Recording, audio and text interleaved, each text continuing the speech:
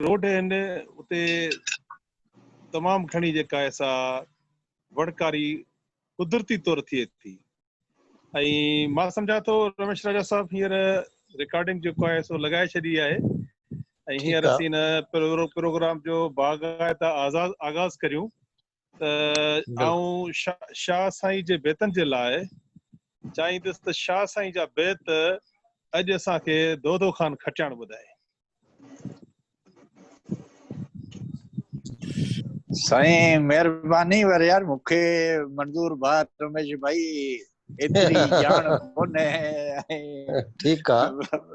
तो तमामु ये ॾुखियो कमु आहे सारे यादि कर साईं सदाईं करीम थे सिंध सुकार दोस्त मिठा दिलदार आलम सब आबाद करे। वाह वाह वाह वाह वाह वाह जबरदस्त जी सर जी जी मेहरबानी साईं मेहरबानी तव्हां कुर्ब जी। सो हींअर प्रोग्राम जो बाक़ाइदा आगाज़ करण जे लाइ ऐं चवंदुसि रमेश राजा साहब खे त रमेश राजा साहब इन प्रोग्राम जो तारीफ़ करायो ऐं उन प्रोग्राम जी तारीफ़ में अवां जेको आहे सो ॿुधायो ऐं उन खां पहिरियां त जेके दोस्त आहिनि उन दोस्तनि जो आऊं शुक्रियो अदा करियां थो जंहिंमें प्रोफेसर सुरेश कुमार वाधवाणी साहब, अहमद नदीम मेमण साहब कैनेडा खां ऐं डॉक्टर खुशहाल कलाणी साहब दोदो ख़ान खटियाण दुबई खां, हाजी खान बोज़दार खिपरो खां, अनीस नूर मेमण साहब हैदराबाद खां, साहिल कुमार लोढ़ा साहब बिठी खां, अमजद शेर साहब, रमेश राजा साहब ऐं वाजिद अली इंढण साहब, ये सभई दोस्त असां गॾु आहियूं। बाक़ाइदा प्रोग्राम जी शुरूआत ऐं हुनजो इंट्रोडक्शन करण लाइ रमेश राजा साहब। मंजूर साईं वॾी महिरबानी तव्हांजी ऐं बाज़ाब्ता तौर ते सभिनी शामिल दोस्तनि खे ईद जूं घणियूं खां घणियूं वाधायूं चवां थो ऐं ही पंहिंजो सिलसिलो जेको आहे उहो ईअं ई जेको आहे हलंदो रहंदो, पाण गॾिबा रहंदासीं ऐं इन जा इम्पैक्ट्स जेके आहिनि उहे ॾाढा सुठा पवनि था।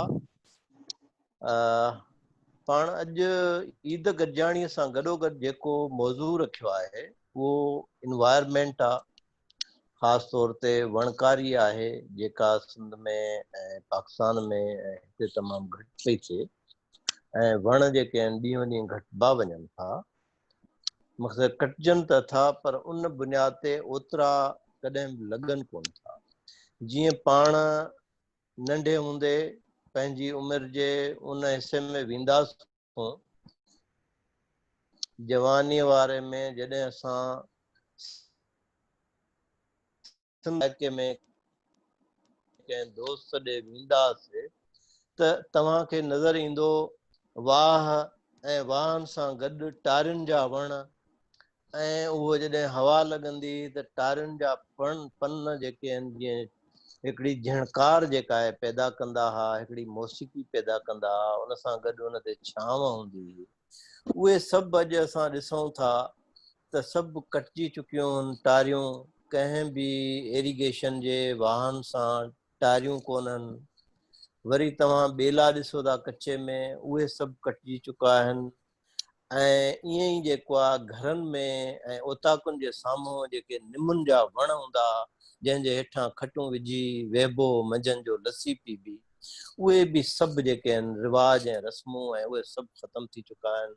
कंस्ट्रक्शन साइट ॾांहुं उहे जेके आहिनि वरी नयूं ओताकूं नयूं बिल्डिंगूं भाउरनि जे जुदा थियण सां घर जे वॾे थियण सां उहे सभु जेके आहिनि उहे बि ख़तमु थी विया आहिनि। त इन सॼी शइ जो इम्पैक्ट घर में तव्हां ॾिठी हूंदी त छांव कोन्हे, वण कोन्हे, उहो ॾिसंदा हूंदा, पर एज़ अ होल जेको इम्पैक्ट पए थो ॾिसो त मौसमूं असांजूं कीअं बदिलजी वियूं आहिनि, कीअं जेके आहिनि बरसातियूं शुरू थियनि थियूं त वरी बंदि नथियूं थियनि, जॾहिं ज़रूरत आहे त उन में बरसाति पए कोन थी।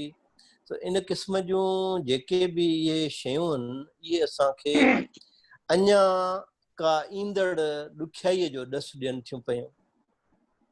जेकॾहिं असां इहे वणनि जी कटाई ऐं उन जे बदिरां पोखाई उन्हनि जॻहनि ते शुरू न कई त असांखे ॾाढा ॾुखिया ॾींहं ॾिसणा पवंदा ऐं कुदरती डिसास्टर्स जेके आहिनि उहे असांखे पंहिंजे लपेटे में वठी वठंदा।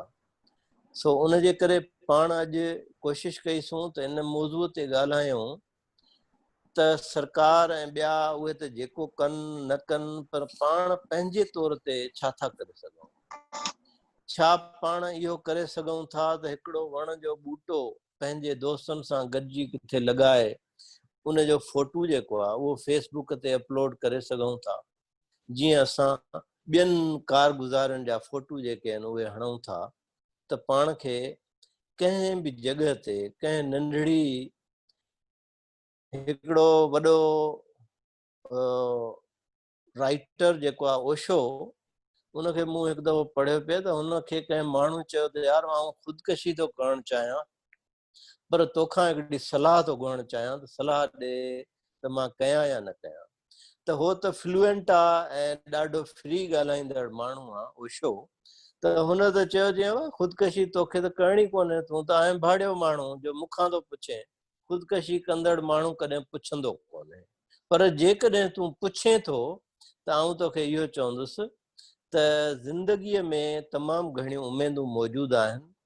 जेकॾहिं तव्हांखे को बि दोस्त यार माण्हू या घर में 1 फुट बाय फुट जो वण जे 1 फुट बाय फुट जी जेकॾहिं ज़मीन धरती तोखे मौजूदु आहे या को ॾियण लाइ तयारु हुजे त उते रुॻो हिकिड़ो गुलाब जो ॾंदण हण ऐं उनखे रोज़ ॾे पाणी ऐं पोइ रोज़ उनखे जाच त कहिड़े पासे खां जेको आहे न साओ सलो निकिरे थो, वरी उहो जेको आहे वॾी टारी थिए थो, वरी पोइ उन में गुल जेके आहिनि उहे कीअं पैदा थींदो ऐं उन गुल जी ख़ुशबू छा आहे, वरी केतिरनि ॾींहंनि खां पोइ ॿियो गुल ठहंदो।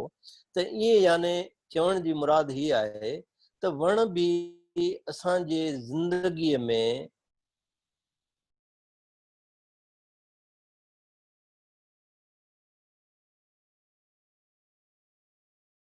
हिकिड़ी असां वण पोखियूं। हींअर आउं तव्हांखे थोरी डेटा ॿुधाइणु पसंदि कंदुसि पाकिस्तान जी, त छा आहे साईं 1980 खां पहिरियों जेका डेटा ॿुधाइनि था त पाकिस्तान जे अंदरि जेका असांजी ज़मीनी एरिया आहे पाकिस्तान जी उन जा 5% ताईं ॿेला छायल हुया पूरे पाकिस्तान में।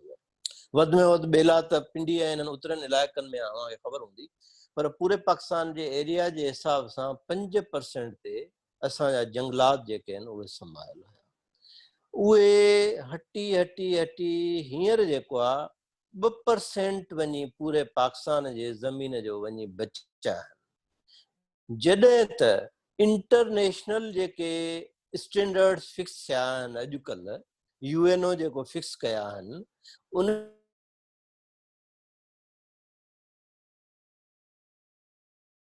पूराओ ऐं कार्बन खे जज़ब करणु ऐं मौसमुनि खे ठीकु करण जे लाइ घटि में घटि 25% ज़मीन जो ॿूटनि या ॿेलनि ते मुश्तमिल हुअणु खपे, जॾहिं त असां किथे बीठा आहियूं 2% ते।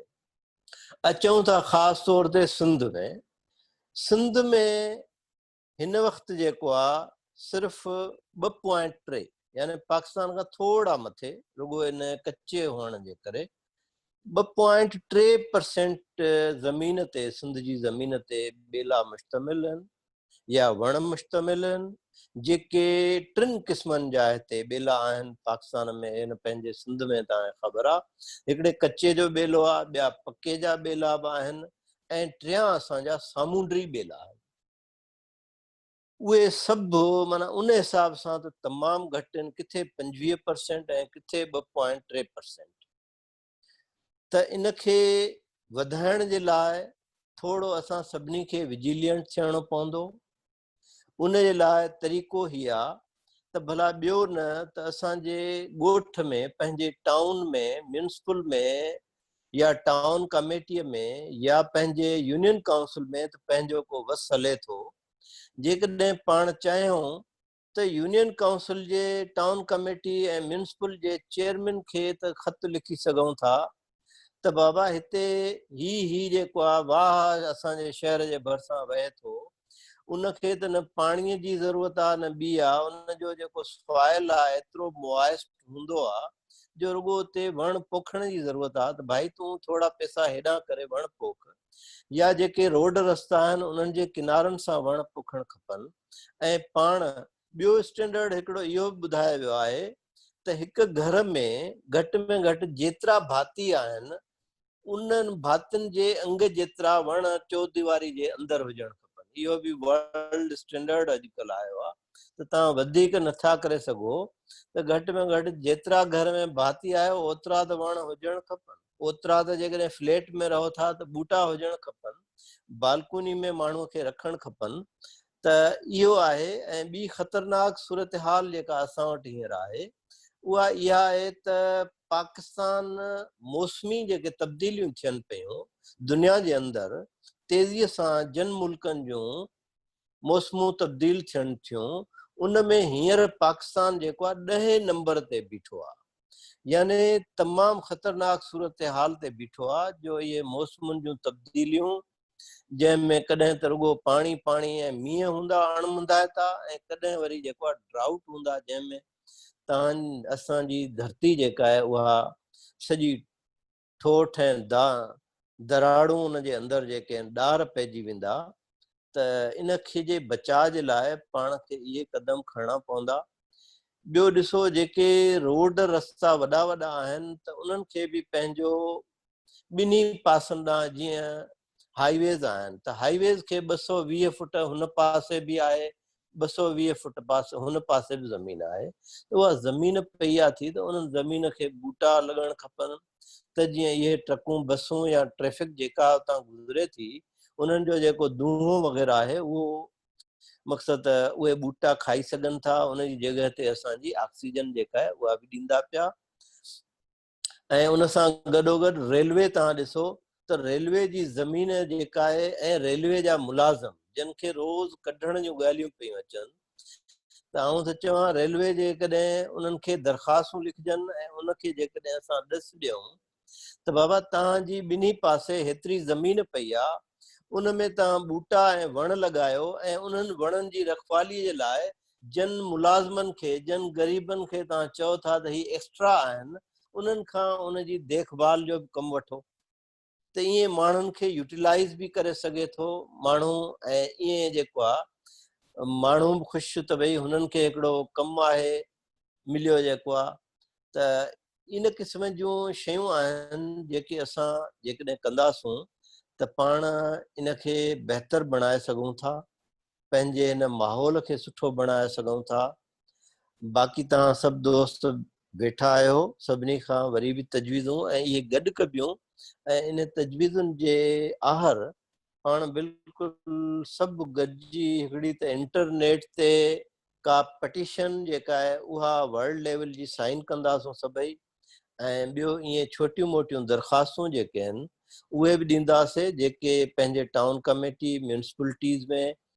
त अच्छा ॿी हिकिड़ो स्टैंडर्ड इहो बि आयो आहे त बाबा जेको तव्हां अॼुकल्ह हाउसिंग स्कीम्स तव्हां ॾिसो त हर ॻोठ शहर में शुरू थी वियूं आहिनि। उन्हनि हाउसिंग स्कीम खे बि इहो चयो वञे त बाबा ॿियो न त चौधारी जेके बाउंड्रियूं तव्हांजो आहिनि उन्हनि में त चौधारी खे वण हणी छॾियो, त जेका म्यूनिसिपल जेका आहे नक्शो पास करे थी पई उनखे घुर्जे त हू तेसिताईं नक्शो पास न करे जेसिताईं उन स्कीम में जेके इंफ्रास्ट्रक्चर डेवलप थिए थो, नालियूं रोड रस्ता ॿियूं अंदरि ठहनि थियूं गलियूं, उन सां गॾोगॾु हू वणकारी बि जेका आहे लाज़मी करार ॾियनि ऐं वणकारी थियणु खपे।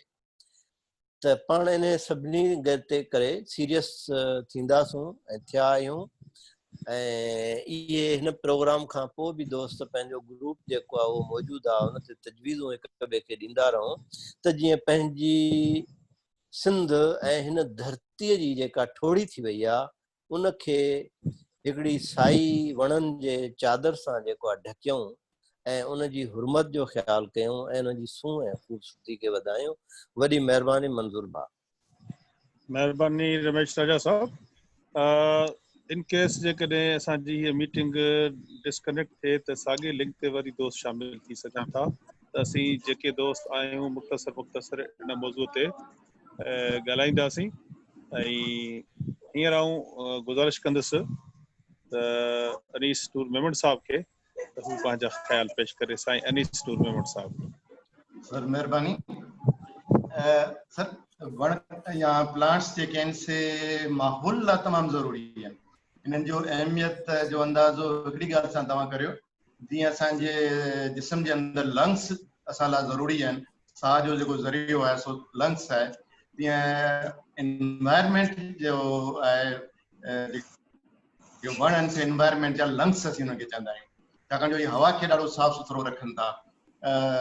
साईं रमेश साहब ॻाल्हि कई हुई कार्बन डाइऑक्साइड जी, हीअ जेका इंडस्ट्रियलाइज़ेशन थी आहे ऐं गाॾियूं जेके बेशुमार रस्तनि ते असांखे ॾिसण में अचनि थियूं, त हिन स्मोक मां निकिरे थो, इंडस्ट्री हुजे गाॾी हुजे, त स्मोक में डिफरेंट गैसिस आहिनि, हुन में कार्बन डाइऑक्साइड जो हिकिड़ो वॾो मिक़दार हुन में शामिल हूंदो आहे। कार्बन डाइऑक्साइड जी हिकिड़ी ख़ासियत आहे त इहा जॾहिं सनलाइट ज़मीन ते टकराइजे मोटी थी वञे त इहा हिन में जेका हीट आहे हुनखे एब्ज़ॉर्ब करे थी ऐं ज़मीन ते हिकिड़ो दर्जे हरारत खे मेंटेन रखे थी। पर जॾहिं डिफॉरेस्टेशन थिए थी, हाणे वण छा था कनि, उन कार्बन डाइऑक्साइड इस्तेमालु करे पंहिंजी ग़िज़ा ठाहिनि था ऐं ऑक्सीजन रिलीज़ कनि था, त उहा उनजी साइकिल खे मेंटेन कनि था, त कार्बन डाइऑक्साइड मिक़दार खे वधणु नथा ॾियनि ऐं ऑक्सीजन जी मिक़दार खे वधाइनि पिया, जेका मुख़्तलिफ़ जानदार शयूं साह खणण में इस्तेमालु कनि थियूं। हाणे उहा डिफॉरेस्टेशन थिए पई, वण कटजनि पिया तेज़ी सां ऐं इंडस्ट्री वधी रही आहे, गाॾियूं वधी रहियूं आहिनि, त कार्बन डाइऑक्साइड जो जेको मिक़दार आहे उहो तमामु तेज़ी सां वधी रहियो आहे, जंहिंजे करे ज़मीन ते जेको दर्जे हरारत आहे उहो तेज़ी सां वधी रहियो आहे। तव्हां 10-15 सालनि में ॾिसो तमामु तेज़ी सां वधियो आहे, हर साल हिकिड़ो नओं वर्ल्ड रिकॉर्ड क़ाइमु पियो थिए दर्जे हरारत में। हाणे नुक़सानु हिन जो इहो थी रहियो आहे त जेके ग्लेशियर्स आहिनि असां वटि, जेको फ्रेश वाटर जो सभ खां वॾो ज़रियो आहे, जेको असीं पीअण जो इस्तेमालु करियूं था, ज़रई ज़मीन लाइ इस्तेमालु करियूं था, इहे जेके ग्लेशियर्स आहिनि उहे तेज़ी सां पिघड़ी रहिया आहिनि, मेल्ट थी रहिया आहिनि। हाणे छा थो थिए, जो सर्दीअ में बर्फ़ पए थी, गर्मीअ में पिघड़े थी, मेल्ट थिए थी, त हाणे थी रहियो आहे त जेतिरी बर्फ़ किरे थी उन खां वधीक मेल्ट थी रही आहे, हिन सां इहे ग्लेशियर जो जेको तेज़ी सां ख़तमु थी रहिया आहिनि, त जेको असां वटि वॾो में वॾो सोर्स आहे फ्रेश वाटर जो, उहो ख़तमु थी रहियो आहे। त इन खां पोइ छा, अगरि इहे ख़ुदा न ख़ास्ता इहे सभु ख़तमु थी वेंदा त असां वटि पोइ फ्रेश वाटर जो को ज़रियो न बचंदो, त इन जो दर्जे हरारत सां इहो वॾो नुक़सानु थी रहियो आहे। तव्हां ॾिसो एंटार्क्टिका जेको वॾो बर्फ़ जो ज़ख़ीरो आहे, उहो हाणे टुटे पियो तेज़ी सां, जेको आहे सो मेल्ट थिए पियो, त हिकिड़ो इहो नुक़सानु थी रहियो आहे। जेको जॾहिं बारिश पए थी त पाणी जेको आहे सो पहाड़नि खां तेज़ी सां हेठि अचे थो, त इहो ज़मीन जे मथां हिकिड़ी सतह आहे जंहिंखे असीं टॉप सॉइल, इहो बारिश जो पाणी जॾहिं तेज़ी सां वञे थो हेठि झीलनि ॾांहुं, त उहो मटी खे पाण सां खणी थो वञे। इहा टॉप सॉइल आहिस्ता आहिस्ता ख़तमु थी रही आहे। इहा टॉप सॉइल इन में जेके प्लांटेशन आहे, वण आहे, इहा इन टॉप सॉइल में थियनि था। इहा अगरि ख़ुदा न ख़ास्ता ख़तमु थी वई त पोइ प्लांटेशन न थी सघंदी, वण न थी सघंदा। इन लाइ इहो ई आहे त असीं अगरि वण लॻायूं त वण छा था कनि, टॉप सॉइल खे इन जे रूट्स मज़बूती सां पकड़े थियूं। टॉप सॉइल इन सां जेका मज़बूत रहे थी, उहा पोइ पाणी सां आसानी सां जेका सा दरियाउनि में नथी वञे। इहा जॾहिं मटी जॾहिं दरिया में वञे थी त हुनजो जेको रिवर बेड आहे उहो बि आहिस्ता आहिस्ता मथे थिए थो, त पाणी जेको आहे पोइ किनारनि खां ॿाहिरि निकिरी थो अचे, जंहिंसां पोइ सैलाब थियनि था, ॿोॾूं अचनि थियूं, त इहे मुख़्तलिफ़ जेके आहिनि नुक़सानात जेके आहिनि से प्लांटेशन जा थी रहिया आहिनि। प्लांटेशन जी असां मुस्लमान आहियूं त मज़हब में ॾाढी हिन जी अहमियत आहे। इनखे दरख़्त या प्लांटेशन खे सदका जारिया चयो वियो आहे। हिकिड़ो माण्हू अगरि पंहिंजी ज़िंदगी में हिकिड़ो बि वणु लॻाए थो, जेसि ताईं उहो वणु मौजूदु आहे, उहो माण्हू दुनिया मां लॾे बि वञे थो, पर हुनजो हुनखे सवाबु, हुनजी जेका नेकी आहे, जेसि ताईं वणु मौजूदु आहे उहो हुनखे मिली थो रहे। हाणे हिकिड़ी थोरी कोशिशि सां तव्हां ॾिसो हुनजी केॾी अहमियत हिकिड़ी आहे। तव्हां मुआशिरे में त हुनजे माहौल खे बहितर करियो था, पर आख़िरती लिहाज़ खां बि हिकिड़ी वॾी नेकी आहे। साईं ॻाल्हि कई हुई हाईवेज़ जी, हिकिड़ी मुंहिंजी तजवीज़ आहे त हाईवेज़ वारनि खे चयो वञे, जॾहिं तव्हां रोड प्लान था करियो त हुन में हिकिड़ो बजट रखियो वञे त रोड जे ॿिन्हिनि पासनि खां वणकारी ऐं जेको आहे प्लांटेशन बि कनि, उन लाइ बि हिकिड़ो मख़सूस बजट जेको आहे सो हुन में शामिलु कयो वञे, त इन सां जेको आहे प्लांटेशन तेज़ी सां वधी सघे थी। ॿियो माण्हुनि खे थोरो अवेयरनेस ॾिजे त हिन जी अहमियत केतिरी आहे, ऐं इहे मज़हब जे लिहाज़ खां बि ऐं दुनियावी लिहाज़ खां बि हिन जी हिकिड़ी वॾी अहमियत आहे। इहे चंद गुज़ारिशूं हुयूं। अनीस नूर मेमन साहब तव्हांजी वॾी महिरबानी। असांजे प्रोग्राम में दोस्त शामिल थींदा था रहनि ऐं सईद अहमद जना साहब असां सां शामिल थिया आहिनि। उनखे असीं भली कार सां गॾोगॾु ईद मुबारक चऊं था। हींअर अहमद नदीम मेमन साहब असां सां कैनेडा खां शामिल आहिनि। साईं अहमद नदीम मेमन साहब, तव्हां पंहिंजे ख़्यालनि जो इज़हार जेकॾहिं नाश्तो करे छॾियो जेकॾहिं अञा बिज़ी आहिनि त पोइ महिरबानी गुस्ताखी जी इजाज़त ॾियण जी जो असां नाश्तो बि गॾु पे कयो। न सुठो थियो होटल जो कमरो बि छॾिणो आहे कलाक खनि में, इन करे थोरी तकड़ हुई। महिरबानी साईं। ठीकु आहे। मां 2-3 साल अॻु में थर वियो हुउसि। थर वेंदो रहंदो आहियां जो नलका उते कुझु कमु हले पियो मुनीर बुरगड़ी जे तरफ़ां। त उते जे माण्हुनि मूंखे ॿुधायो त सदर अयूब पंहिंजे ज़माने में हिते ॿिजनि जी छटकार कई हुई थर में ऐं जहाज़ सां, ऐं उन ॿिजनि जे करे जेको आहे सो हिते सॼो थर में जेके वण अञा ताईं असां ॾिसूं था उहे उन ज़माने जी पैदावार आहिनि। दुनिया में अक्सर ॿिज खे मिटीअ में मिलाए ऐं हिकिड़ो ठाहियो वेंदो आहे, हिकिड़ो एम्प्यूल कैप्सूल वांगुरु, ऐं उहो जहाज़ सां छिटकार कयो वेंदो आहे त उन सां इमीडिएटली हज़ारें लखें वण जेके आहिनि सो पैदा थी था वञनि। इहे बि हिकिड़ा तरीक़ा आहिनि। फुड़ी तलाद आहे त असां पाण बि सालगिरह ते या पंहिंजी कंहिं ख़ुशीअ ते वण हिकिड़ो लॻाइणु घुरिजे। असांखे ॿारनि जी हर सालगिरह ते जेकॾहिं असां हिकिड़ो वण लॻायूं ऐं उन जी नज़रदारी कयूं त इन नमूने सां बि वण वधी सघनि था। जीअं अदा चयो त घर जे पातियुनि जेतिरा वण हुजणु घुरिजनि। गवर्नमेंट बि इहो छिटकार करे सघे थी ॿिजनि जो, थर में तमामु सावक अची सघे थी। अमेज़ॉन जीअं आहे फॉरेस्ट रेन फॉरेस्ट, तीअं बारिशूं बि अचनि थियूं, उन्हनि जे करे माहौलियाती कंट्रोल बि थियनि था। ऐं वाकई जेके टालीह वण हुया असांजी इरिगेशन कैनाल्स जे पासे में, उहे हिकिड़े दौर अहिड़ो आयो त हर को उहे वण कटराए खणी वियो हलियो ऐं जंहिं ते का बि दाद फरियाद कोन थी। ऐं असां हाणे लोॾियूं पिया, उनजे करे फ्लड्स अचनि पिया। किनारा जेके आहिनि दरियाउनि जा उहे कमज़ोर थी था वञनि। वण जेके आहिनि सो उन्हनि खे रीइंफोर्समेंट वांगुरु लो वांगुरु उन्हनि खे मज़बूत थी, पर न हुजण जे वण जे करे मिटी खाइजी थी वञे ऐं जेको आहे सुकारा पइजी था वञनि ऐं नुक़सान थियनि था। प्राइवेट जेके हाउसिंग स्कीमूं आहिनि तमामु सुठो, उन्हनि ते माण्हू वठण वारा जेकॾहिं ज़ोर ॾियनि त उहे बि वण रखी सघनि था। स्कूल ऐं हस्पताल, रोड रस्ता, उन्हनि जी बजट जो जेको सवाल आहे त उहो त अॼुकल्ह जे दौर में नामुमकिन आहे। हर बजट जो हर पैसो जेको आहे सो उहो ॿिए अकाउंट में हलियो थो वञे ऐं वणनि ते ध्यानु कोन ॾींदा। माण्हुनि खे असांखे ई सुजाॻ थियणो पवंदो। असांजी ईंदड़ नस्ल जो जेकॾहिं असांखे फ़िकुर आहे त उहे उस में तपी वेंदा हलिया, नुक़सान खाईंदा वण न हुजण जे करे। त उन्हनि जे ख़्यालु रखण जे करे असां जेकॾहिं जागी पऊं, उथी पऊं, ऐं देरि न थी आहे अञा बि, हींअर बि जेकॾहिं असां चाहियूं त हुरियां हिकिड़ी रीत ऐं रस्म विझी सघूं था। ऐं उहो थींदो आहे त जीअं रिडूं हूंदियूं आहिनि, हिकिड़ी लीड कंदी आहे त पोइ पोयां सभु हली पवंदियूं आहिनि। त असां बि जेकॾहिं इहो पेज ठाहियूं या अहिड़ो हिकिड़ी मुहिम हलायूं ऐं हिकिड़ा 100-500 हज़ार वण असांजे लॻाए वठूं त माण्हू उनखे फॉलो कंदा ऐं उनजा फ़ाइदा ॾिसंदा। त सुजाॻी जी तमामु घणी ज़रूरत आहे। पम्फलेट ठाहिणु तमामु सस्तो अमल आहे। पम्फलेट ठाहियूं, मुख़्तलिफ़ जॻहनि ते उहे पम्फलेट विरायूं, होटलनि ते, रेस्टोरेंट्स में, ॻोठनि में माण्हुनि खे। सोशल मीडिया तमामु वॾो टूल आहे। हिकिड़ी ट्रेंड ट्वीट जो ठाहे सघूं था, हिकिड़ो ॾींहुं मुक़ररु कयूं त अचो त वण पोखियूं उन ॾींहं ते, त इहा हिकिड़ी ट्रेंड हली सघे थी। त इहे सभु रस्ता आहिनि जेके तमामु सुठो तव्हां इहो जेको आहे सुठो टॉपिक खयों आहे। शाबाश हुजे तव्हांखे जो इन पासे तव्हां ध्यानु ॾिनो आहे, जंहिं पासे तमामु घटि माण्हू ध्यानु ॾियनि था। ऐं इन खे तव्हां ई लीड करे सघो था। तव्हां लीड कयो, असां तव्हां सां गॾु आहियूं मुहिम में, सोशल मुहिम में, ऐं इन खे गॾिजी अॻिते वधायूं था। बिल्कुलु अहमद नदीम मेमन साहब, अवां जूं तजवीज़ूं नोट थी वियूं, बल्कि रिकॉर्ड थी वियूं। इहे तजवीज़ूं असांजे अख़बारी बयान जो बि हिसो हुजणु खपनि। ऐं इहे तजवीज़ूं मीडिया ते, फेसबुक ते जेका असांजी रिपोर्ट, ऐं गॾोगॾु फेसबुक लाइव ते इहा हींअर दोस्तनि खे ॾिसण लाइ मिले पई, ऐं गॾोगॾु इहा यूट्यूब ते बि मौजूदु रहंदी। त असां सभई दोस्त जेको ही कंट्रीब्यूशन आहे, सभिनी जो गॾियल कंट्रीब्यूशन आहे। ही वण धरतीअ जी सूंहं आहिनि ऐं धरतीअ खे ख़ूबसूरत बणाइनि थियूं।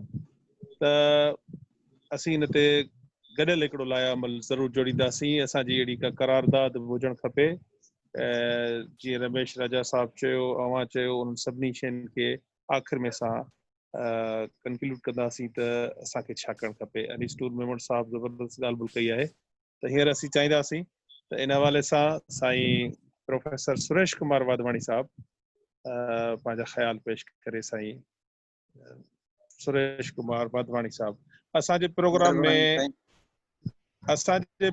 में साईं अब्दुल गफ़ार अबड़ो साहब जन मौजूद आहिनि। उन्हनि खे असीं भलीकार था चऊं। ऐं 123456 दोस्त पंहिंजो नालो उन में न ॾिनो आहे, उनखे बि असां भलीकार था चऊं। ईद मुबारक सभिनी दोस्तनि खे। जी साईं प्रोफेसर। महिरबानी साईं मंज़ूर साहब। दोस्तनि ख़ासि करे रमेश साहब ऐं पंहिंजो अजीत साहब ऐं अहमद साहब काफ़ी हिन ते घणो ॻाल्हायो। मां सिर्फ़ु 2-3 शयूं हिकिड़ी ॻाल्हि कंदुसि त अॻु में असां छा आहे ओन कंदा हुआसीं शयुनि खे। तो हिकिड़ो वण किथे ज़रूरत त वढींदा हुआसीं पंहिंजे ई ॿनियुनि ताईं, त उते वरी असां हिकु जॻह ते ॿ वण लॻाईंदा हुआसीं, उनजी सार संभाल बि लहंदा हुआसीं। पर हींअर असां उहा ओनरशिप छॾे ॾिनी आहे। सम्झूं ईअं त असां वण जेको कटियोसीं उहो पंहिंजो आहे, बाक़ी लॻाइणो जेको आहे उहो असांखे न आहे। त इहो थोरी अवेयरनेस ज़रूरी आहे उहा ॼण माण्हुनि में, ऐं पंहिंजो पाण ई माण्हुनि में इहा शइ अचणु खपे त जेको असां कटियूं था। असां वटि सिंध में अॻे ख़ासि करे ॿूटा इहो पंहिंजो ॿेला तमामु घणा हूंदा हुआ। उन्हनि ॿेलनि खे बि असां नास कयो हुयो कटे करे, वरी उन जॻह ते का शइ लॻी कोन, ज़मीनूं थी वियूं, आबाद थी वियूं, त उनजो फ़र्क़ु बि पियो आहे। ॿियो ॿी शइ जेका आहे त शहरनि में माण्हू हिकिड़ा, जीअं रमेश साहब ॻाल्हि कई त 3 क़िस्मनि जा असां वटि ॿेला आहिनि। त शहरनि में माण्हू अर्बन फॉरेस्ट को इलाइक़ो दरख़्वास्त ॾेई, को इलाइक़ो माण्हू म्यूनिसिपल कमेटी मां वठी सघे थो, उनखे अर्बन फॉरेस्ट माण्हू डेवलप करे सघे थो। हाणे कराची में कुझु दोस्तनि कयो आहे, असां बि हैदराबाद में कोशिशि कयूं था, दरख़्वास्त ॾिनी आहे कासोबाद जे असां चेयरमैन म्यूनिसिपल कमेटी जे करे असांखे कुझु जॻह मिली वई त उते असां कोशिशि कंदासीं। वॾी ॿी शइ आहे जेका आहे त ठीकु आहे, असां सालगिरहनि ते या ॿिया या साल में हिकिड़ो हफ़्तो या महीनो मल्हायूं था, वणकारी जो वण लॻायूं था, पर उन्हनि जी संभाल जेका आहे नथा कयूं। त वरी वराए ॾिसूं कोन था त उते पाणी मिले थो या कोन थो मिले। जंहिं जॻह ते लॻायूं था त उन जॻह जे जेके उते माण्हू रहनि था, उन्हनि खे माण्हू ताक़ीद करे बाबा पाणी जो ख़्यालु तव्हांखे रखिणो आहे। जीअं हाउसिंग सोसाइटी जूं ॻाल्हियूं थियूं, हिकिड़ी हाउसिंग सोसाइटी जो मां रहियो आहियां कुझु साल जनरल सेक्रेटरी, मूं हुते घटि में घटि न त 400-500 खां वण मथे लॻाया हुया। पर हींअर उहो हुते जेका पोज़ीशन आहे 50 वञी मस बचिया आहिनि, 400-450 ते वण ख़तमु थी विया आहिनि, पाणी या संभाल सही न करण जे करे।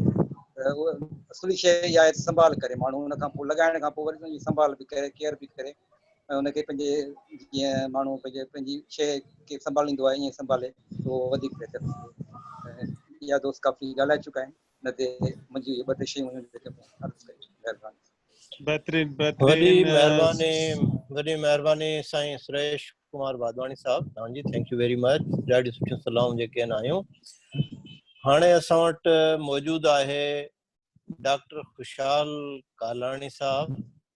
उन खे असां गुज़ारिश कंदासीं, जीअं त हर फन मौला आहे, सभिनी शयुनि ते ॻाल्हाए वेंदो आहे, त जीअं ॾुखियाईअ में दोधे खटियाण खे विझी छॾियो हो, पंहिंजे मंज़ूर हुजण दोधे खटियाण खे दवा शाह जो शेर ॿुधाए, तो मां बि हिकिड़ी ॾुखियाई में विझणु चाहींदुसि डॉक्टर खुशहाल कालाणी खे। त ही जेके पाण आम रवाजी ॻाल्हियूं मूं बि कयूं हुन ऐं ॿियनि दोस्तनि बि, थोरो पाण इन ते मां बि थोरी मदद करे सघंदुसि। त इहा जेके ग्रीन हाउस गैसिस जो अॼुकल्ह एतिराज़ पूरी दुनिया में उथे पियो, त जेकॾहिं तव्हां ग्रीन हाउस गैसिस खे थोरो डिफाइन कयो ऐं उन जे बारे में ॿुधायो त वॾी महिरबानी थींदी। जी डॉक्टर कालाणी साहब।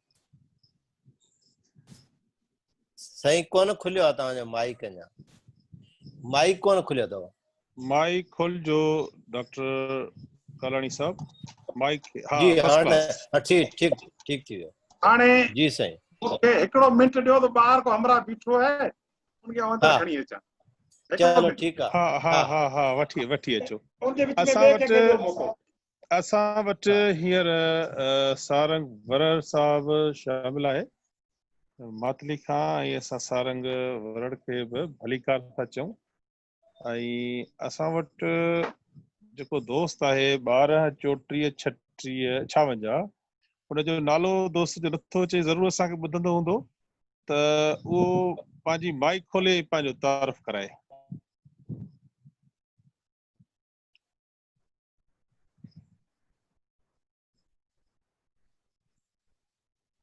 साईं जेको लॻे थो त पासे ते थोरो थी वियो आहे ऐं कोन साईं। हा, सारंग वरड़ साहब कहिड़ा हाल आहिनि? पहिरियां तव्हांखे ईद मुबारक, ऐं तव्हां नई कार वरिती आहे ईद जे मौके ते, उनजी मुबारक यार कार जी। लेकिन इन जो खैर मुबारक, खैर मुबारक, तव्हांखे बि ईद मुबारक, कार जी बि खैर मुबारक। आयल इन जो जल्दी जल्दी चेंज कजो, ईअं न त इहो वधीक कार्बन डाइऑक्साइड फैलाए, छो त ही जेको एनवायरनमेंट सॼे जो जेका तबाही आहे बेसिकली उहो असांजे जेको मशीन चऊं था न, जंहिंखे मशीन लफ़्ज़ मां ई इहा जेका आहे न सॼी ख़ासि करे कुदरत सां या नेचर सां खिलवाड़, जंहिंमें वॾे में वॾो किरदारु असांजे फैक्ट्रियुनि जो आहे। ऐं गाॾियूं या कार त इहो ठीकु आहे, उहो त पंहिंजी जाइ ते हिकिड़ो जेको आहे नंढड़ो हिकिड़ो पीस आहे, पर धुआं ऐं उनजा केमिकल्स पाणीअ जे अंदरि, हवा जे अंदरि, वाटर पॉल्यूशन ऐं एयर पॉल्यूशन सभु इन्हनि कया आहिनि। अच्छा, ॿी हिकिड़ी शइ जेका आहे जनरली आउं दोस्तनि खे या जन सभिनी ऑब्ज़र्व कयो हूंदो, उहो ॿुधाईंदो हलां त भई जॾहिं असां को दोस्त यार पंहिंजो, जीअं त पाण सभु पोइ उमिरि में आहियूं त गुज़ारे वञनि था, ऐं जॾहिं असां मुक़ाम जे तरफ़ वञूं था त उते कॾहिं कॾहिं मंझंदि जो टाइम हुजे थो त पाण ॾिसंदा आहियूं त उते न को वण आहे, न को कांडेरो आहे, न अॻे खबड़ूं हूंदियूं, का शइ कोन्हे, त माण्हू केॾो ॾुखियो थो थिए। ऐं 2-3 मिंटनि जो जेको आहे उहो हिकिड़ो अमल हूंदो आहे जंहिंमें सभु ईअं पघर में शल थी वेंदा आहियूं। त इन क़िस्म जी बि मुहिम जेका आहे, जीअं साईं अहमद साहब जेको इहा ॻाल्हि ॿुधाई त भई बदीन में रवाज आहे त ॼमण ते सालगिरह ते रखंदा ॿूटो पोखींदा आहिनि, ईअं जेको आहे पंहिंजा जेके गुज़ारे विया आहिनि उन्हनि जे नाले ते बि माण्हू जेकॾहिं को कब्रिस्तान जे अंदरि ॿूटो पोखे छॾे त, ऐं कब्रिस्तान जी जेका मिटी आहे उहो चवनि था त ॾाढी रिच हूंदी आहे, छो त उनजे अंदरि पंहिंजे जिस्म जा प्रोटीन ऐं ॿिया सभु मिक्स थी चुका हूंदा आहिनि। त उते जेकॾहिं असां वण लॻायूं त घटि में घटि इहो थींदो त असां पाण ई जॾहिं वेंदा आहियूं त उते पाण सुखिया थींदासीं। 2-3 मिंट माण्हू वञी जॾहिं दुआ जे लाइ बीहे थो त वण जे छांव जे हेठां हूंदो त केॾी ख़ुशी थींदी। ऐं उनजे ईसाल सवाब जेको आहे उनजे लाइ बि वण लॻायो वञे वधीक जेको आहे मां सम्झां थो सुठो अमल आहे, त उते बि लॻणु खपे। जी डॉक्टर साहब हाणे अची विया, डॉक्टर खुशहाल अची विया आहिनि। जी जी डॉक्टर साहब वरी तव्हांखे वरी यादि ॾियारींदासीं त ग्रीन हाउस गैस जी सभिनी खे हक़ मौजूद। ऐं उन ग्रीन हाउस गैसेस खां अॻु में 2-3 ॻाल्हियूं दोस्तनि जे वाता ॿुधण में आयूं त निम जे वण जी ॻाल्हि थी, गुलाब जी थी, ऐं अयूब खान जे ॿिज छटण जी थी। त जेतिरे क़दुरु मुंहिंजो थोरो तालुक आहे इन ॻाल्हि खां थोरो एक्सपर्ट त न आहियां, पर चवनि था त निम जो वण जेके मीडियम साइज़ आहे, हिकिड़ा नंढा वण थींदा आहिनि, ॿिया तमामु हिकिड़ा वॾा थींदा आहिनि जेके तव्हां ॾिठा हुजनि त असां त उहे बि ॾिठा आहिनि। असीं वरी उन निम जे नाले ॻाल्हायूं त इहो निम जो वण यार जेको मेलखन में आहे न उहो जेको निम जो वण आहे इहो, त मीडियम साइज जो निम जो वण जेको आहे इहो तव्हांखे 3 एशियन जे बराबरि 3 टन थधिकार ॾेई सघे थो। नंबर 1। नंबर 2 ॻाल्हि गुलाब जी थी त मूं हींअर किथे फेसबुक ते ॾिठो आहे, पटाटे में सोराख करे उन डंडी खे जेकर उन विच में करे ज़मीन में पूरजे त उहा हुनजी ग्रोथ ही तमामु जल्दी थींदी आहे। नंबर 2। नंबर 3 जेको अयूब खान ॿिज छटियो हो उहो थर में या असांजे कस ते जंहिंखे असीं देवी चऊं था देवन जो बीज छटियो हुयो। हाणे जेकॾहिं असां क्वेश्चन कयूं जेकॾहिं देवी असांजे मुल्क में न थिए हा त तव्हां जेके एकड़ बेकड़ वण ॾिसो पिया उन मां हिकिड़ो कोन बचे आहे। जेका पारण जी पूरत कई आहे उहा हिन असांजी देवी कई आहे। हाणे त वरी देवी जी बाय प्रोडक्ट जेका फरियूं वग़ैरह जेके थींदियूं आहिनि उहे बि 1000 रुपया मण जे हिसाब सां विकामदियूं आहिनि। उहो वरी ग़रीब माण्हू जो रोज़गार थी वियो आहे। नंबर चौथो मुंहिंजी हिकिड़ी सजेशन आहे, अॼु खां वैदिक दौर खां वठी हेसि ताईं दुनिया में अरबे खरबे ॿूटा आहिनि, पर हिकिड़ो ॿूटो आहे तंहिंजो नालो आहे तुलसी। तव्हां सभिनी ॿुधो, तुलसी चवनि था दुनिया जो वाहिद ॿूटो आहे जेको राति जो तव्हांखे ऑक्सीजन ॾींदो आहे। तंहिंजे करे हिंदू मज़हब चओ या मैथोलॉजी चवंदो आहियां, उन्ही में तुलसी ॿूटे जी वॾी अहमियत आहे। ऐं उहो तुलसी जो ॿूटो हर जेके हिंदू माण्हू आहिनि उन जे घर में हिकिड़ो ॿूटो रखणु लाज़मी करार ॾिनो वियो आहे। छो त वणकार जेका राति जो आहे उहो कार्बन डाइऑक्साइड ॾींदा। असीं आम चवंदा आहियूं त भई राति जो वण जे हेठियां न सुम्हिजे, पर इहा तुलसी जो ॿूटो केर बि घर में रखी सघे थो त उन ऑक्सीजन जेका माहौल खे थोरो मुनासिब ऐं थधो करे थी। मक़सदु इहो आहे त इहो बि मुंहिंजी हिकिड़ी सलाह आहे जेके तव्हां रखी सघो। इहा बि तव्हांजे घर जे हिसाब सां हिकु ॿ जेकॾहिं ॿूटा हुजनि त सुठी ॻाल्हि थींदी। हाणे अचूं था ग्रीन हाउस गैसिन ते, त इहो हिकिड़ो वॾो कंफ्यूजन आहे। त नालो त ग्रीन हाउस आहे पर कम जा उबता आहिनि सभु। हीउ जेको असांजो माहौल ॿरे पियो उनजो सबबु इहे ग्रीन हाउस गैसिस आहिनि।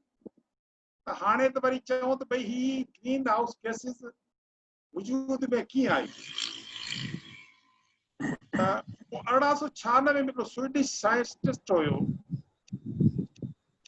उन हिकिड़ी थ्योरी पेश कई हुई त दुनिया जो टेम्परेचर ॾींहं जो वधे थो राति जो बैलेंस थिए थो, हीट में एतिरो डिफरेंस आहे, ॿियो आहे जो आहे। अॻिते हली ॿिए साइंसदान वरी जो नालो तजवीज़ कयो त पाण चवंदा आहियूं त वरी हीअ असांजो फार्म हाउस आहे, ग्रीन हाउस आहे। इन में इहे वण टिण ॿूटा, पर हाउस उहो चङो हूंदो आहे जंहिंमें सिज जी रोशनी अचे थी ऐं हवा जो गुज़र थिए थो। उन हाउस खे असीं चङो चवंदा आहियूं, उनखे चवंदा आहियूं त यार ही ग्रीन हाउस आहे। हाणे थियो छा आहे त उहो ग्रीन हाउस में दरियूं दरवाज़ा तमामु घणा आहिनि ऐं उनमें सिज जी रोशनी जा किरण डायरेक्ट पवनि था त उनजो इनसाइड टेम्परेचर जेको वधियो वञे। समझ में आई ॻाल्हि? जी जी। त उनजो टेम्परेचर थोरो इंक्रीज थियो वञे। ऐं ॿिए नंबर ते जॾहिं असीं इहे ग्रीन हाउस गैसिस चऊं था जंहिंमें नंबर 1 कार्बन डाइऑक्साइड आहे, नंबर ते मीथेन आहे, टे नंबर ते नाइट्रस ऑक्साइड आहे, त ऐं ॿियूं जेके वाटर वेपर्स आहिनि जेके असांखे उहे छा थियूं कनि। हाणे जी कार्बन डाइऑक्साइड या नाइट्रस, हाणे उनमें नाइट्रस में कंफ्यूजन थियो त नाइट्रोजन ऑक्साइड जेका that is not green house gas, nitric oxide जेका है that is not greenhouse gas. Just like carbon dioxide is greenhouse gas, but carbon monoxide is not a greenhouse gas. तो इन किस्म जा वरी ते थोड़ा टर्मिनोलॉजी या कंफ्यूजन आहिनि।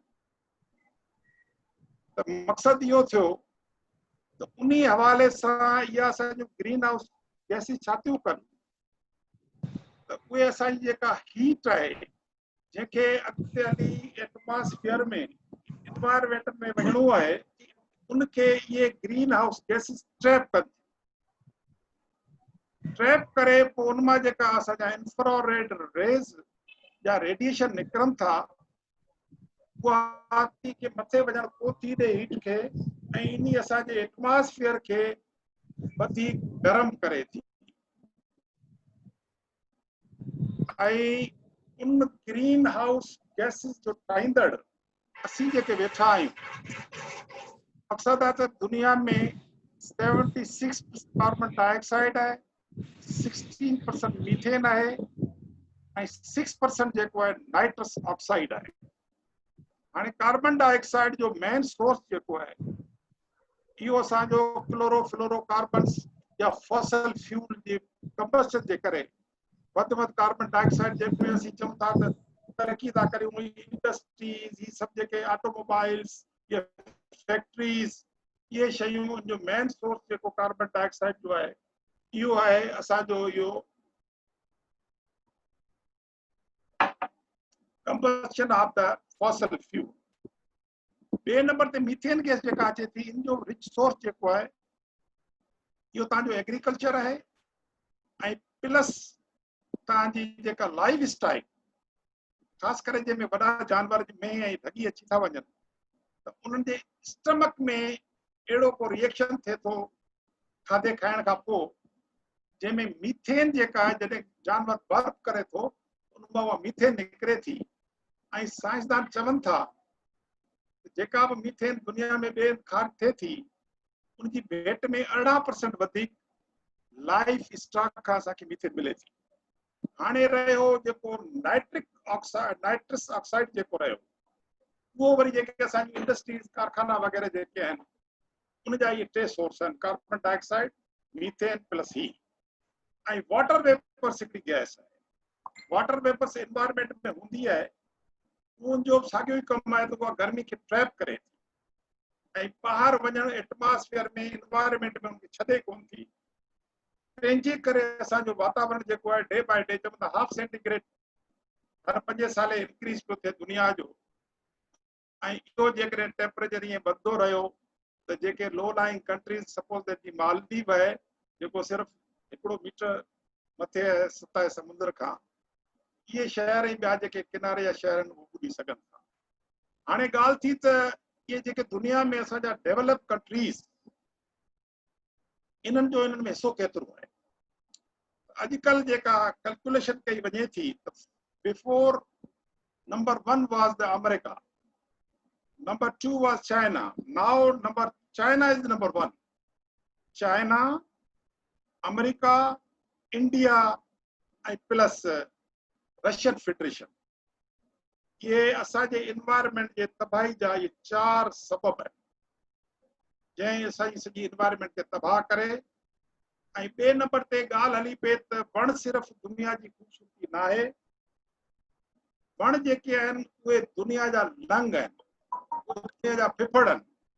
जॾहिं दुनिया जा फिफड़ ख़राब थींदा वधीक इन ग्रीन हाउस गैसिस जे करे त असांजे फिफड़नि जो छा थींदो इहा थोरी वरी समझ जी ॻाल्हि बि आहे। हाणे दुनिया में अचूं था त हाणे दुनिया में जेको सभ खां चङो जेको मुल्क आहे उहो आइसलैंड आहे जंहिंमें साफ़ सुथरो ग्रीन हाउस गैसिस तमामु मिनिमल जेके उनजो कंसंट्रेशन आहे। ऐं सभ खां वधीक धरती मुल्क वरी इंडिया खे चयो वियो आहे, उते त बेड़ो गर्क थियो पियो आहे। उनजे विच में इहे अमेरिका, चाइना, रशिया इहे बि अचनि था। त मुंहिंजे ख़्याल में एतिरो काफ़ी आहे, ॻाल्हाए सघिजे थो अञा। हाणे ग्रीन हाउस गैसिस जी माना या डेफिनेशन तव्हांखे समझ में आई या न?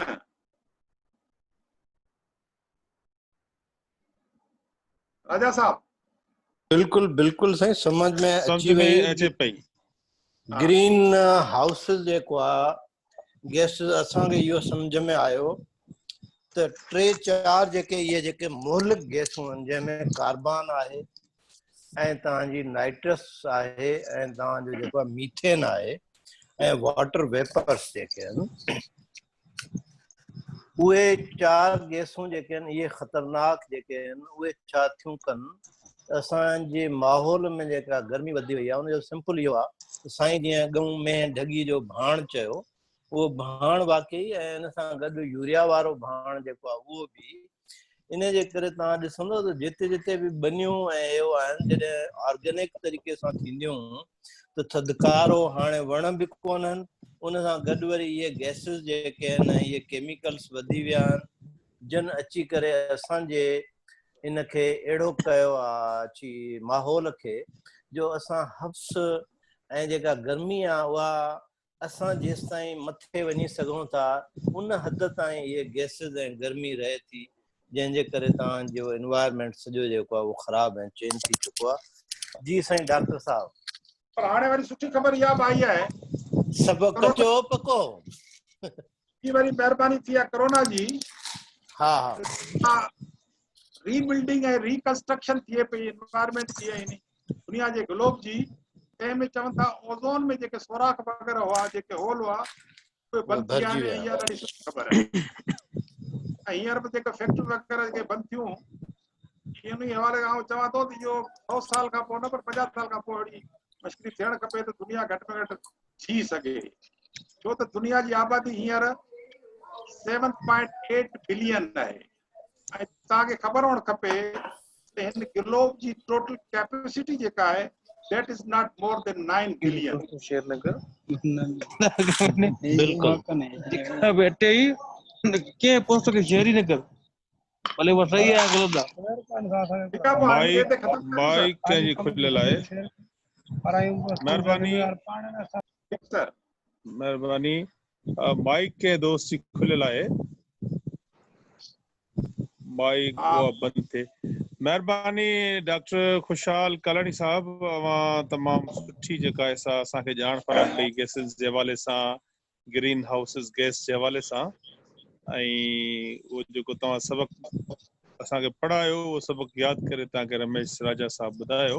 त हींअर असां वटि मौजूदु आहे सईद अहमद चन्ना साहब, घोटकी सां संदसि तालुक़ु आहे, ऐं उनखे हिकु त ईद मुबारक, ऐं गॾोगॾु घोटकी खां रऊफ़ पारस दायो साहब शामिल आहे, उनखे बि असीं भलीकार था चऊं।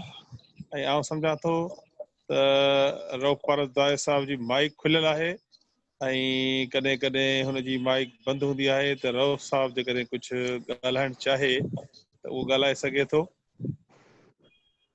जी रऊफ़ साहब। दोस्तनि खे अर्ज़ु आहे त तुलसी खे ज़रूरु यादि कनि, तुलसी बूटे खे। हा, तुलसी जो बूटो उहो मूं हिकु बूटो आंदो हो, ऐं हुन में तमामु घणी जेका सा सम्झो त ताक़त आहे। वाद विद जो सिस्टम बि ईअं आहे, ॾाढो ज़बरदस्त आहे। उहो पंहिंजा ॿिज केरींदो रहे थो, अज़ ख़ुदि थींदो रहे थो, कुंडियुनि में थी थो वञे, ऐं जेकॾहिं हुन बूटे खे पटे करे कंहिं कुंडीअ मां कंहिं ॿी जाइ ते लॻायो त हुन में ऐं सुहांजणे में इहा हिकिड़ी वॾी शक्ति आहे, ताक़त आहे, त उते बि हू पंहिंजी जेका आहे सर्वाइव करे थो वञे। सो घटि में घटि मां सम्झां थो कोई 50 खां वधीक बूटा मूं वटि तुलसी जा लॻल आहिनि। कंहिं बि दोस्त खे हुनजो ॿिज या चकियूं खपनि त उन्हनि खे असां ॾेई सघंदासीं। तो घर में बि लॻायो वञी, घर में रखो। साईं असांजे घर में ई लॻल आहे। हा ठीकु आहे, ठीकु आहे। पोइ हाणे भला मूंखे मोकल ॾींदव?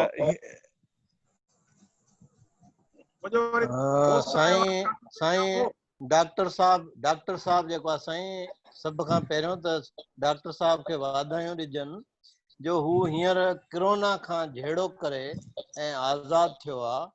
तक़रीबन 1 महीनो जेको क्वारंटाइन में हुयो ऐं कोरोना ठीकु ठाक जेको आहे वठ कयोसि, ऐं उन मां जेको आहे गाज़ी थी ऐं असांजे विच में वेठो आहे। ॾाढी सुठी ॻाल्हि। सो उनजे करे कमज़ोरी वग़ैरह जाम थिए थी, ऐं तव्हांखे बिल्कुलु इजाज़त आहे, तव्हां जूं ॻाल्हियूं नोट थी वयूं। Thank U. बहितरीन बहितरीन बहितरीन डॉक्टर साहब, तव्हां भली। Thank U. महिरबानी महिरबानी।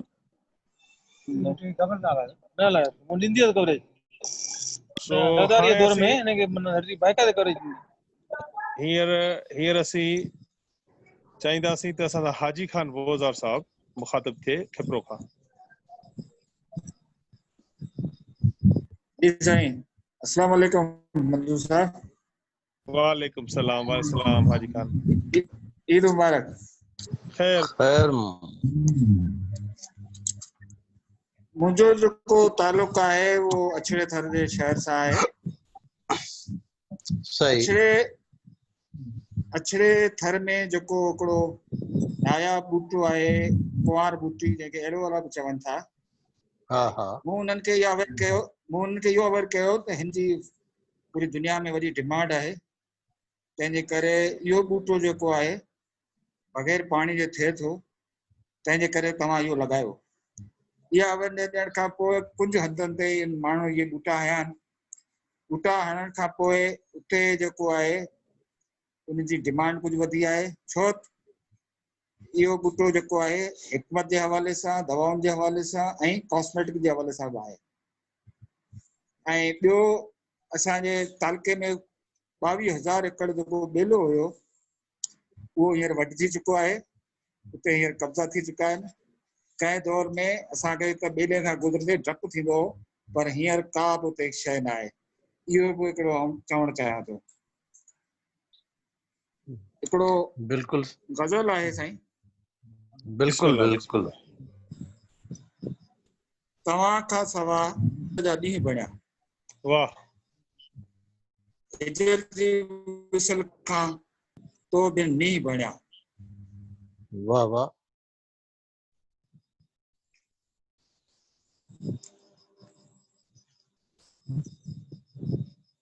मुकर्रर साईं, वाह वाह।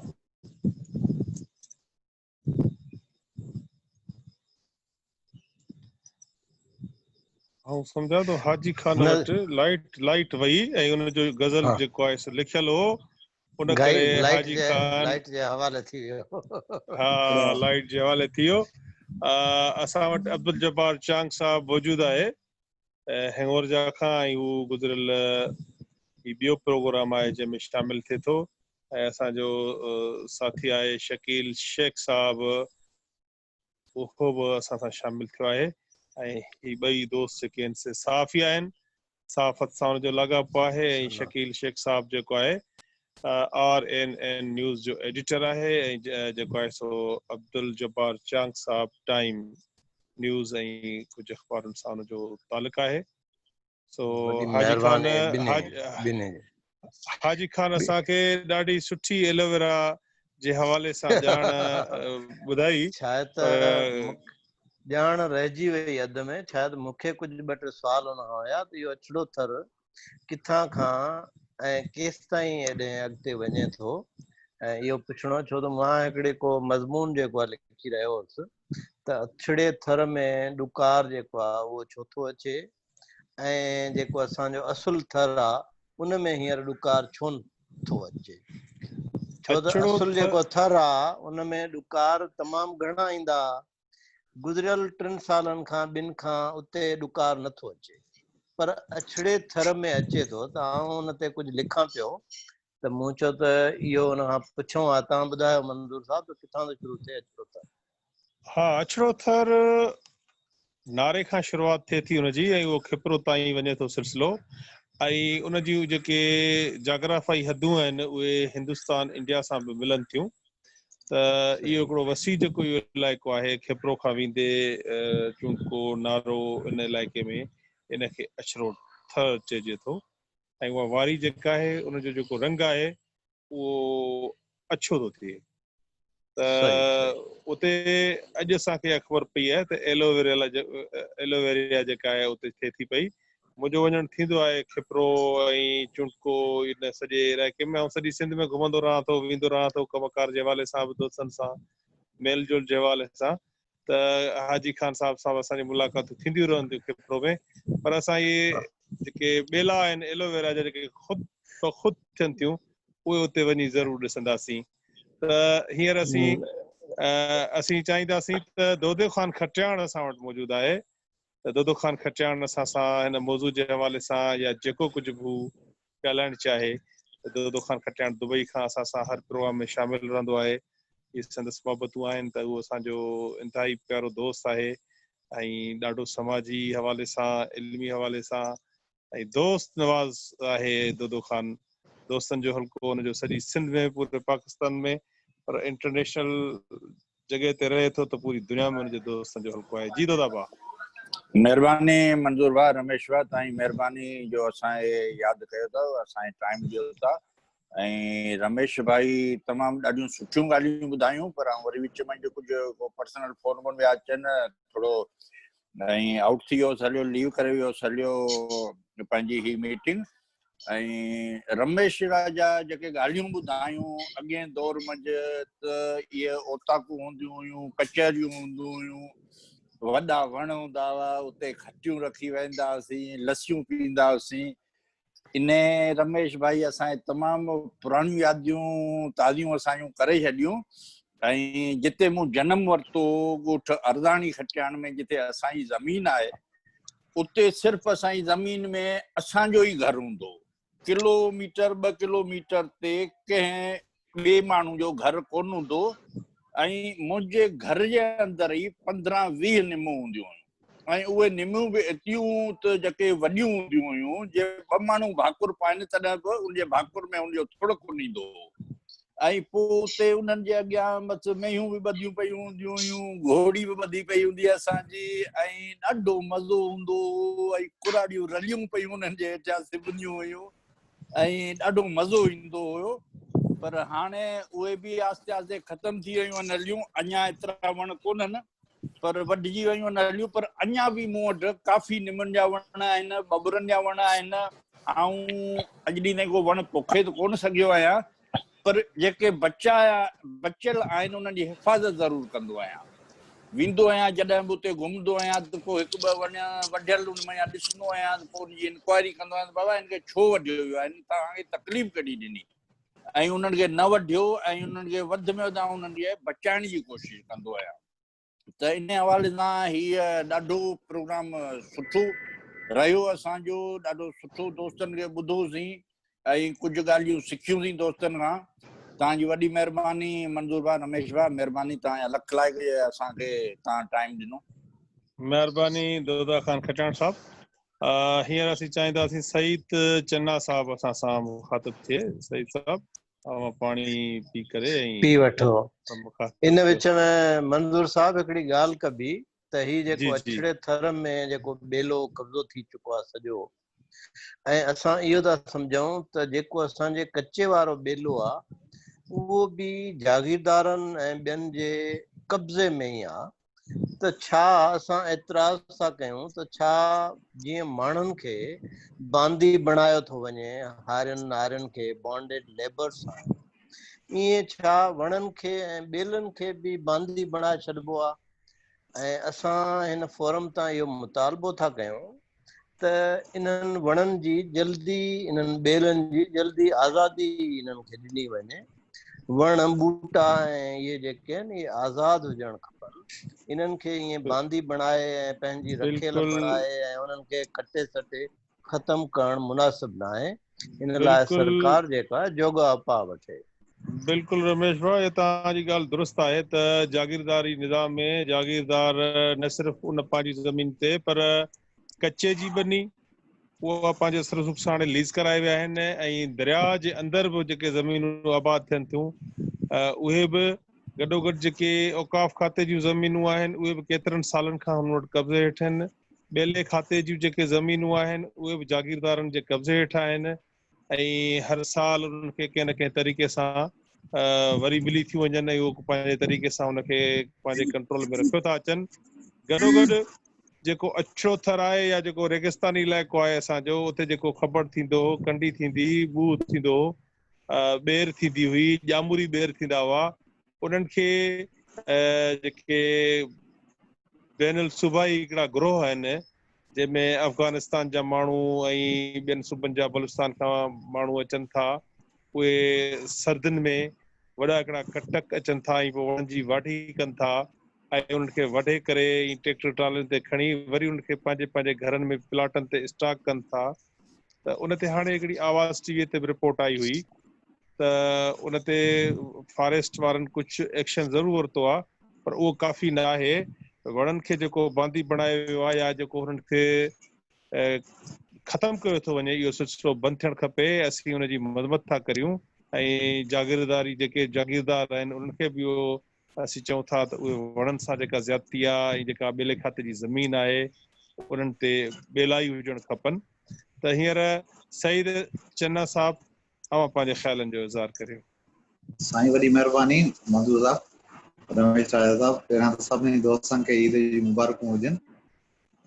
ॿेले जे हवाले सां जेका तव्हां ॻाल्हि कई या फॉरेस्ट एसोसिएशन वारनि खां मां इहो सुवाल पुछियो कुझु वक़्तु पहिरियां ऑनलाइन उन्हनि खां पुछा कई त भई फॉरेस्ट जेके पहिरियां हिते कब्ज़ाखोरी थियल हुई हाणे त उन्हनि खां कब्ज़ा बि ख़ाली कराया विया आहिनि पर उन्हनि ते हिन महिल ताईं कुझु ॿिज छो न छटियो वियो आहे हुननि जो त चई त थी सघे थो त उन्हनि जी अञा बजट रिलीज़ न थी हुजे त तव्हांखे ख़बर हूंदी त पाण मथियनि इलाइक़नि ॾे हलंदा आहियूं त इन तरफ़ कोमरी जी तरफ़ या उन खां अॻिते त जॾहिं चोटी ते किथे हूंदा आहियूं त ॾिसंदा आहियूं त वणनि मां हिकिड़ो दूहे वांगुरु ईअं सम्झो त माना जेके ईअं खणी चइजे त जेके झुड़ थी करे उॾड़ंदा आहिनि त इहे माहौल खे उन माहौल में ईअं सम्झो त बारिश जी सूरत में थी करे ऐं उते वसंदा आहिनि असां वटि ॿेला ख़तमु थियण जे करे ई पाण वटि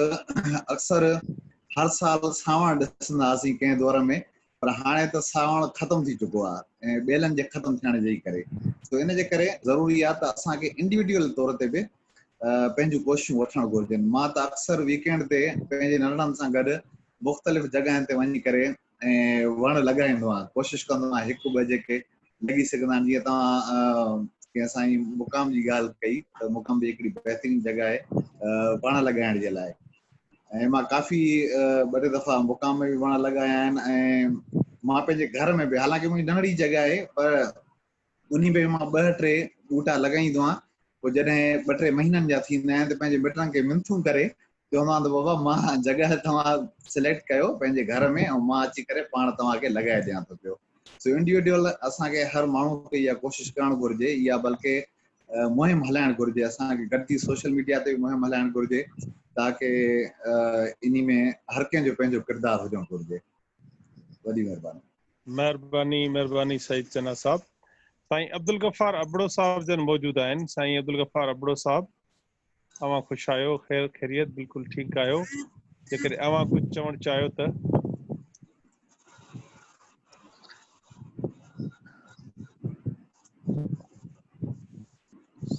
सारंग वरड़ साहब अवां कुझु चवणु चाहींदो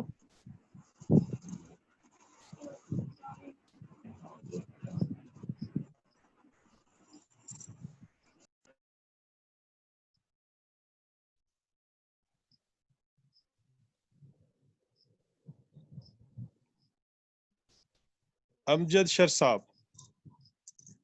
अवां पंहिंजे ख़्यालनि जो इज़हार करियो वॾी महिरबानी वण था मेवो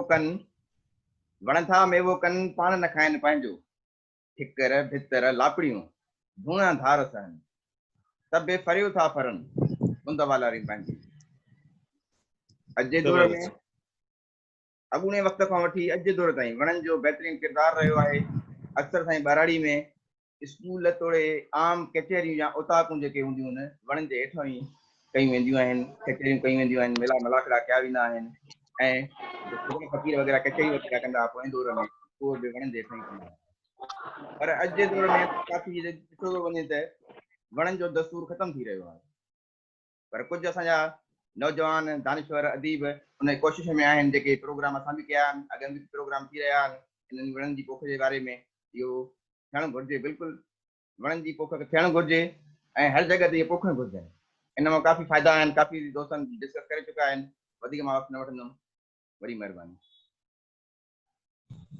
आख़िर में मां सम्झां थो त असांखे इन मक़सद खे थी ॾियणु खपे त असांजा जेके बि दोस्त आहिनि उहे पंहिंजे हिसे जो हिकु वण लॻाइनि ऐं पंहिंजे घरनि जे अंदरि कुंडियुनि में ॿूटा लॻाइनि उताकुनि ते रस्तनि सां ऐं जिथे जिथे बि असांखे जॻह का मौज़ून मिले थी पंहिंजे स्कूलनि में मुक़ामनि में ऐं सरकार खे घुरिजे त उहे बि रोडनि जे किनारे सां दरियानि जे किनारे सां बैराजुनि जे किनारनि सां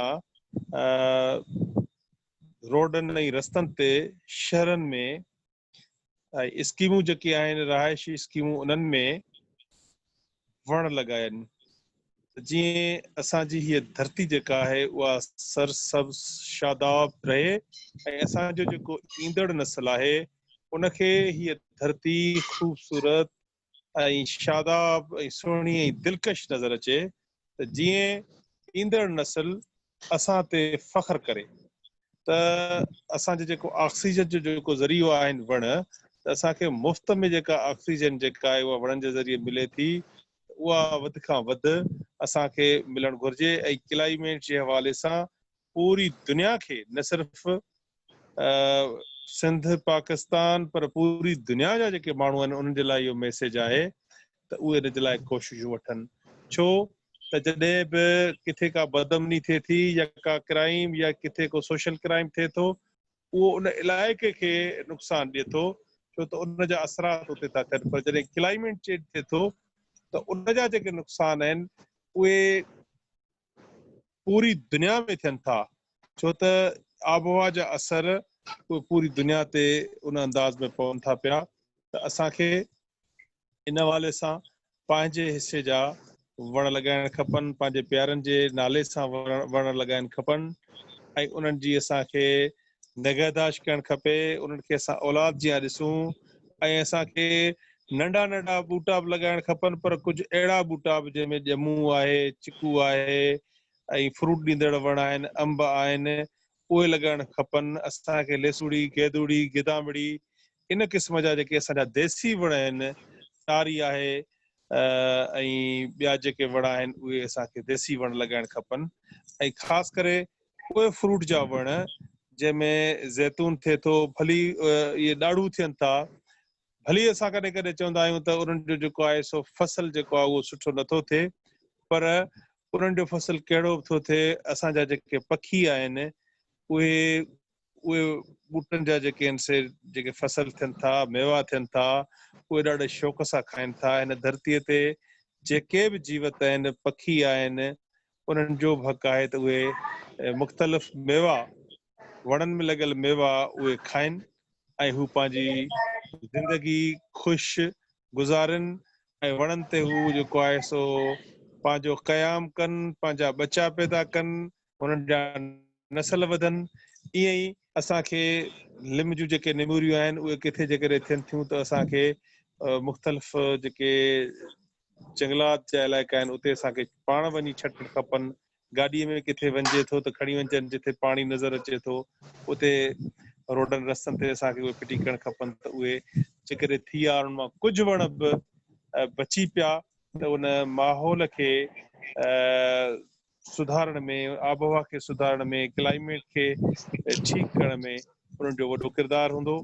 ऐं असां हिकु दफ़ो ॿीहर सभिनी दोस्तनि जो, जंहिंमें असांजो शेख साहब मौजूदु आहे, उन्हनि सभिनी जो, अब्दुल गफ़ार अबड़ो साहब जो, सारंग वरड़ साहब जो, सुरेश कुमार वाधवाणी साहब जो, दोदो ख़ान खचाण साहब जो, सूफ़ी शर साहब जो, सईद चन्ना साहब, रऊफ़ पारस दायो साहब, अनीस नूर मेमण साहब, अहमद नदीब मेमण साहब, डॉक्टर खुशहाल कालानी साहब, उन्हनि सभिनी दोस्तनि जा, शकील शेख साहब, जब्बार चांग साहब, उन सभिनी दोस्तनि जा जिन जिन हिन प्रोग्राम में शरीक थिया, पंहिंजा ख़्यालनि जो इज़हार कयो, उन्हनि जा असीं थोराईंदा आहियूं। उमेद आहे त हीउ प्रोग्राम असां सभिनी खे सुठो ॼाण वारो प्रोग्राम थी साम्हूं आयो ऐं असां हिन मैसेज खे पंहिंजे ॿियनि दोस्तनि ताईं पहुचाईंदासीं। पंहिंजे जेके असांजा घर जा भाती आहिनि उन्हनि ताईं मैसेज पहुचाईंदासीं। छो न असांखे वणनि खे असांखे जॻहियुनि जी छितुनि ते कूंडियूं रखी लॻाइणो पवे, छो न असांखे पंहिंजे रस्तनि सां लॻाइणो पवे, घरनि में लॻाइणो पवे, त असीं उहे सभई जेके आहिनि से ॿूटा लॻायूं ऐं असां सभिनी दोस्तनि जा बेहद थोराईंदा आहियूं। जेकॾहिं रमेश राजा साहब अव्हांखे कुझु चवणो हुजे त हिन प्रोग्राम खे हाणे आख़िर में अव्हां क्लोज़ कयो। वॾी महिरबानी, हिकु दफ़ो सभिनी दोस्तनि जो शुक्रिया अदा कजे थो, ईद मुबारक ॾिजे थी। ऐं मंज़ूर साहब जेको पैगाम ॾिनो, जेके लफ़्ज़ चया ॾाढा ख़ूबसूरत ऐं सुठा हुया। इहे सभु लफ़्ज़ ऐं इहो पैगाम खणी असां जेको आहे अॻिते हलूं ऐं पंहिंजी हिन धरतीअ खे ख़ुशहाल, शादाब ऐं ख़ूबसूरत बणायूं। वॾी महिरबानी, इंशाअल्लाह वरी मिलंदासीं हफ़्ते ॾेढ जे गैप खां पोइ। Thank U very much. इन विच में जेके बि तजवीज़ हुजनि ग्रुप ते रखी सघजनि थियूं, त को ॿियो अहम मौज़ू तव्हांजे दिलि में हुजे त उहो बि शेयर करे सघो था।